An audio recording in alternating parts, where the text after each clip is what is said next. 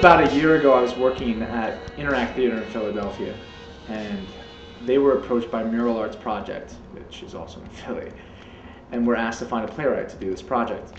There was no real guidelines. I was just told that I would go into a prison, meet with prisoners, talk with them, interview them, and create a play. It's just like all that time, you know, time to wake up, time to go to the yard, time to do work, to eat, go to sleep, brush your teeth, comb your hair. The first day, when you actually go in, actually it's not even when you first go in, that's fine. It's the moment that the doors close. Like there's a second, you sign your name on a ledger, you walk through a metal detector, you give up your belt, and they put an ID bracelet on you. And then they open this one gate, and you walk through it, and you hear the door close behind you. And then it's really scary. A young 23-year-old from Augusta, Minnesota, who's come to Philadelphia on a teaching fellowship, leaves his job at the local Starbucks and walks home towards Passyunk Avenue. About 8 blocks from where I was living in Philadelphia, this boy was killed, murdered about 3 days into my project. 20 steps from his house, he's shot, point blank, an ambush that leaves him dead in the street. It's interesting how characters with words will just kind of force their way in. They just won't let you not write about it. They need a voice. You know, that's what a lot of this piece was about, needing a voice. Bo Zabel has just become the 139th murder in a city quickly referring to itself as Killadelphia. So, man, how you doing? It's good to see you.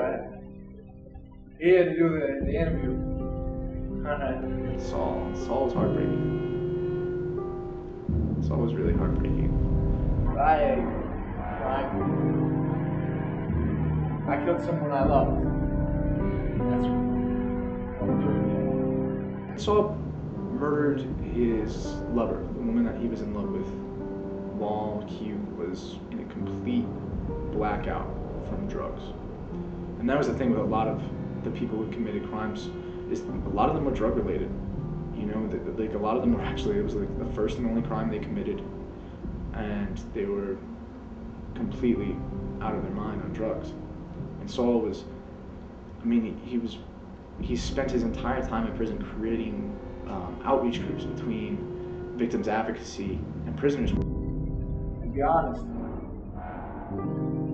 I just hope I die soon. I hope this ends soon. Really. Dr. John Wells, University of Pennsylvania Trauma Center. What we're seeing in Philadelphia is actually quite amazing. We have, right now, visitors coming in from around the world, Norway, everywhere really. I spent a month in Abu Ghraib over in Iraq, and to tell you the truth, what I see in Philadelphia, the rivals that, what we have is a war going on. I don't really know the circumstances. I don't know what he was doing there. I don't know if the gun went off by accident. I don't know why the guy was trying to rob him.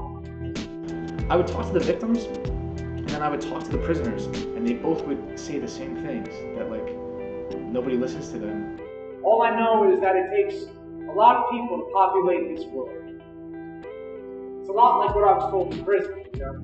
There's 2 worlds, and eventually, they're gonna crisscross. There was a level of fairness in letting them speak, and I knew I wanted to give that to them and really have their words on stage, really unmessed with, unmitigated. It's a horrendous thing that I did, and I spend the rest of my life apologizing. You know? I'd like to think that for a city like Philadelphia that I feel like needs a play like this. I mean, the murder rate, the crime, the violence, the anger. When you go into Philly, you can tell people are angry. And I think it needs to get talked about. I mean, that's the first step of anything, is just talking about it. So yeah, if I can get enough people in a room, especially if I can get enough people in a room who don't usually go to theater, who got opinions, which is almost everybody, like that would be amazing. Like that would be a really incredible way to try and reach out.